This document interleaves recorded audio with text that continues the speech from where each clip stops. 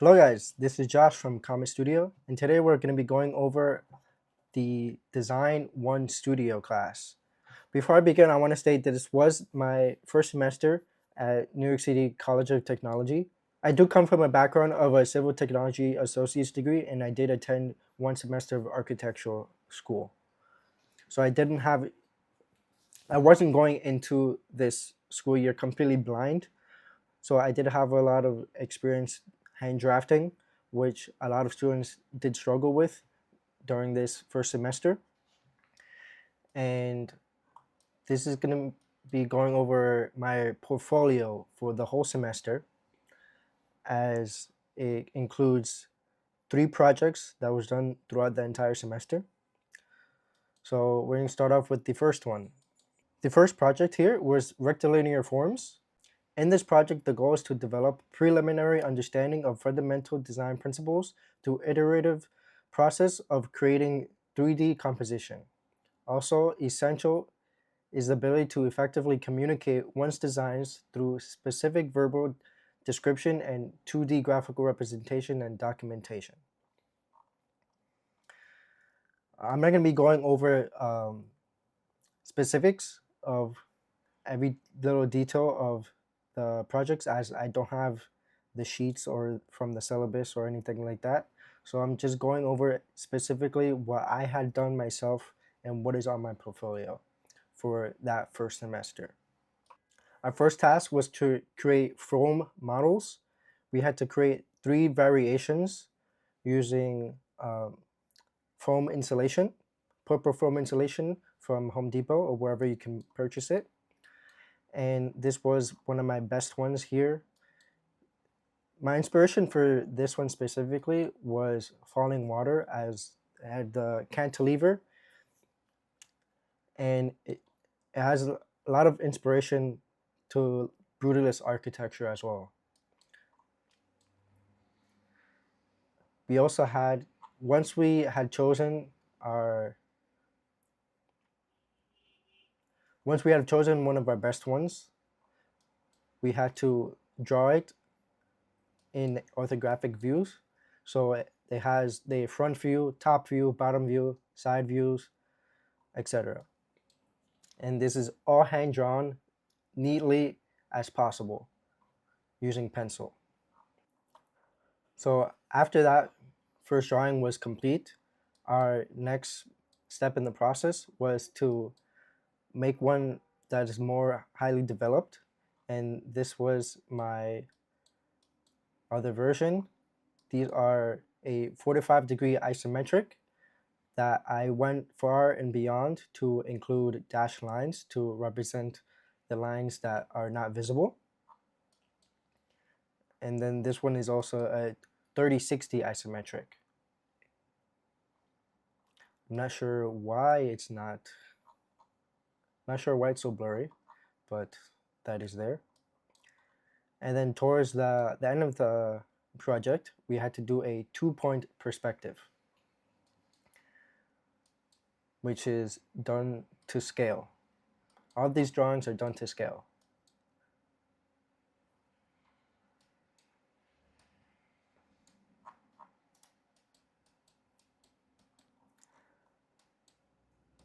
So these are some different iterations that I created. I do actually still have them. Okay, so I do not have the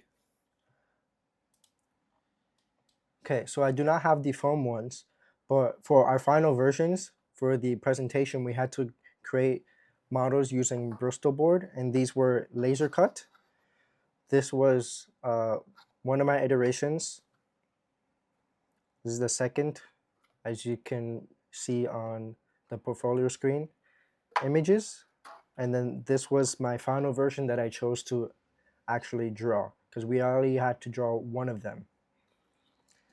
This one also took inspiration from Falling Water as well. And what you can see is that this model specifically looks like it can fall very easily. But what I did was, when I was gluing it together, I put rice on the inside so that it doesn't fall over. like that.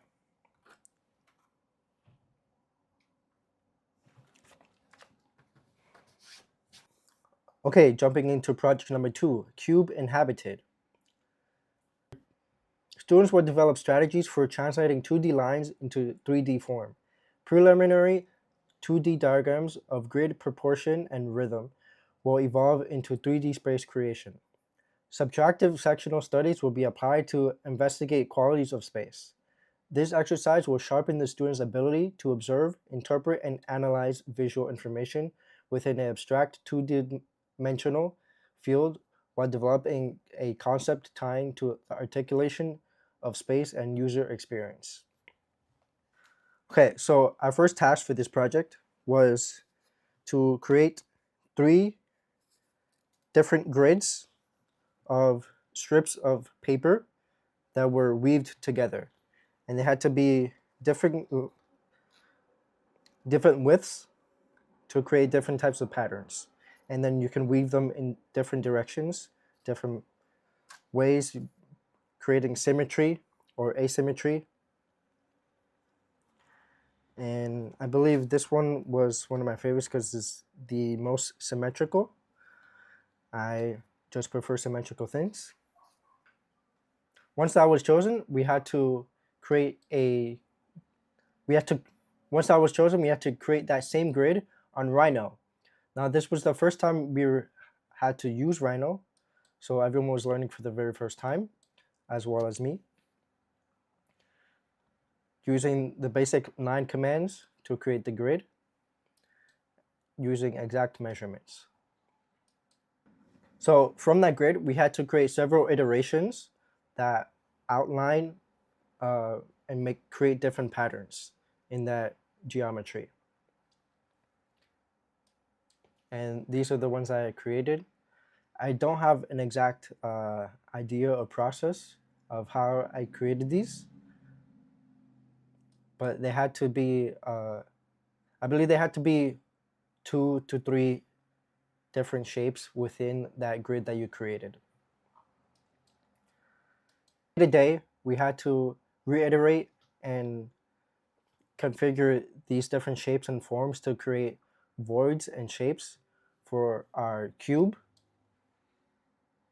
And this is a little preview of this is the axonometric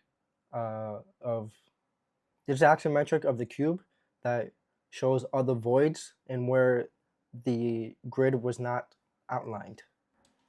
Then we have exploded isometric, showing each layers cut at different heights, so you can see the interiors of these void spaces. This is another exploded isometric, where you cut just a part of it to open up the inside. This is a perspective of the interiors and exterior of the geometric form using scale figures. So while we were making these designs for the different shapes, we did have to create a foam model, which I didn't picture in my portfolio, but I do have here in my hands. And basically, you just had to use the orthographic drawings and draw them onto foam, and then cut them using a hot wire cutter. And here you can see the voids that go straight through on both sides from my design, and then straight through the middle as well. And you can see there's a lot of different directions of the light. This first foam iteration really helps you understand the way that light hits the interiors spaces and the voids create and the way the voids create space. And then of course we had to do a final model, which was this, using Bristol paper again. And this looks a lot more clean. This is using the laser cutter as well. All right, so now we're going into the third project. Before we start, I just want to state that during that semester, I had gotten into a severe accident, so I was unable to attend classes from the rest of the semester from the end of November. So I missed about a whole month and was working from home through the end of the semester. I was not able to get a lot of help and feedback from my professor until eventually, when I was able to walk, I returned for the final presentations. So my final project may be a little bit lackluster. So for project 3, the goal of this exercise is threefold: to introduce the process of analytical observation, documentation through diagramming, mapping, and constructing graphic representations, to translate analytical studies into strategies for design, to understand the fundamental design ordering principles through iterative processes, creating 3D composition and 2D diagrams. Image that was provided to us among many other images between the class, and the image that I chose to use, you can see in this underline. Many of the images had different textures, patterns, different poses of people or objects that are either in motion or static. And we had to analyze these images and create different diagrams. You can see here in this drawing specifically that I created, underneath is the initial image that we were given. And these are the 3 diagrams that I created.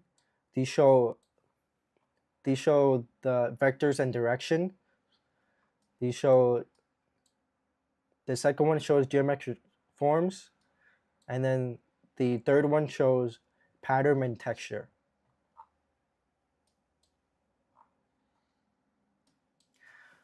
I did not have any study models because I was doing everything from home, and I didn't have a lot of ability to really do anything as I was bedridden.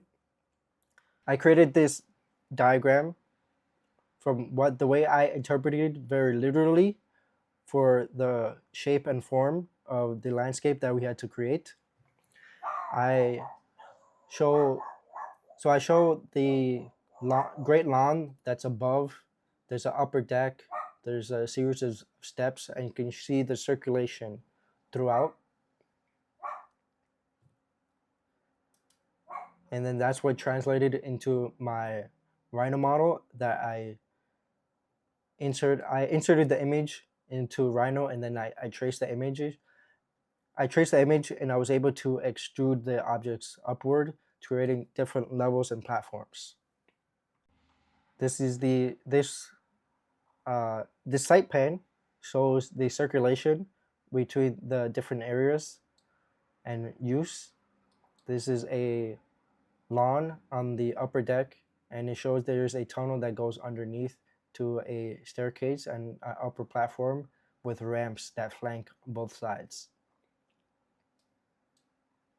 Here there's a section plan, and then a left elevation as well as a longitudinal section. And then here's a cross section going the short way.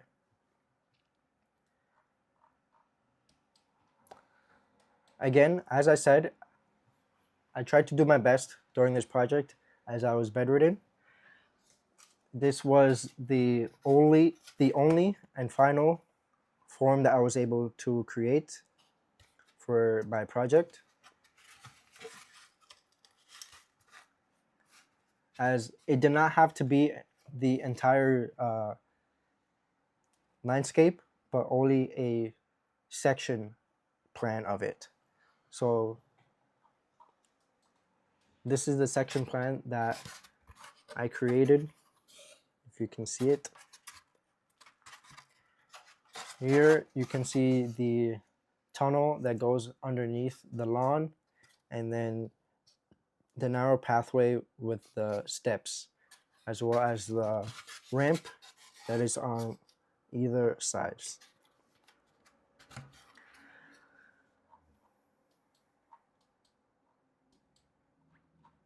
Here I have my renders in Rhino. that I created.